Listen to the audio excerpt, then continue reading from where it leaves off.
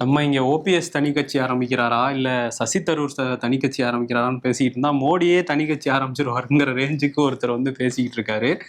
யாரு அப்படின்னா பாஜக எம்பி நிஷிகாந்த் தூபே. அவர் என்ன சொல்றாருன்னா, பாஜகவுக்கு மோடி தேவை, ஆனா மோடிக்கு பிஜேபி எல்லாம் தேவையில்லை, அவர் எங்க இருந்தாலும் அவர் தான் தலைவருங்கிற மாதிரி அவர் பேசியிருக்காரு. இந்த விவாதம் சொல்லி அனுப்புறதுதான்.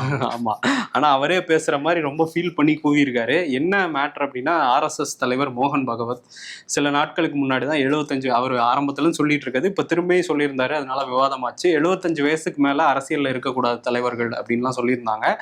அவருக்குமே இப்ப அடுத்த ஆண்டு வந்து 75 வயசு ஆகுது. மோகன் பகவத்துக்கும் மோடிக்கும் ஆக போகுது அப்படிங்கிறதுனால இது பெரிய விவாதமா மாற நிஷிகாந்த் தூபே ஏஎன்ஐக்கு ஒரு பேட்டி கொடுத்துருக்காரு. அதில் என்ன சொல்கிறாருன்னா, இன்னும் 15-20 வருஷத்துக்கு கண்டிப்பாக ஒரு பாஜகவுக்கு ஒரு முகம்னா அது மோடி மட்டும்தான். அவர் இல்லைன்னா ஒரு 150 சீட்டு தான் நம்ம ஜெயிப்போம், அதுவே கஷ்டம்தான் 150 சீட்டு மோடி இல்லைன்னா. அதனால கட்சிக்கு அவர் கண்டிப்பாக தேவை, அவருக்கு வந்து கட்சிலாம் தேவையில்லை, அவர் தனியாகவே கெத்துதாங்கிற மாதிரி அவர் வந்து பேசியிருக்காரு. யோகி ஆதித்யநாத்துக்கு இப்போதைக்கு டெல்லியில் வேலை கிடையாது அப்படிங்கிறதையும் அந்த பேட்டியில் வந்து சொல்கிறாரு.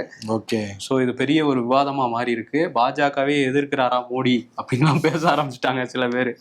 ஆர்எஸ்எஸ் எதிர்க்கிறாங்க, அது வெளிப்படையா தெரியுது. ஆனா மோடி வந்து கடந்த 25 ஆண்டுகள்ல தோல்வியை சந்திக்காத ஒரு நபரா இருக்காரு.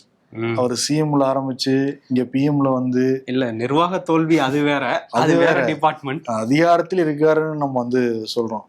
அதிகாரத்துல இருந்துகிட்டே இருந்து அதிகாரத்துல இல்லாம போனா மனநிலை எப்படி இருக்கு நம்மளால யோசிக்கவே முடியல. ஆமா, ஆனா அவர் ஒரு அது ஒரு பரமாத்மா, அந்த ரேஞ்சுக்கு தியானம்லாம் பண்ணக்கூடியவர். அப்படியே கூட பரமாத்மாட்ட பேசி கூட ஒதுங்கலாம், பட் பரமாத்மா சொன்னா அவர் செய்வார். ஆமா, பரமாத்மா சொல்லாட்டி செய்ய மாட்டார், அவ்வளவுதான். அது மோகன் பகவத் சொல்றதெல்லாம் அவர் வந்து கேட்க மாட்டாரு. ஸோ பரமாத்மா சொன்னா என்ன நடக்குதுன்னு நம்ம பார்க்கலாம்.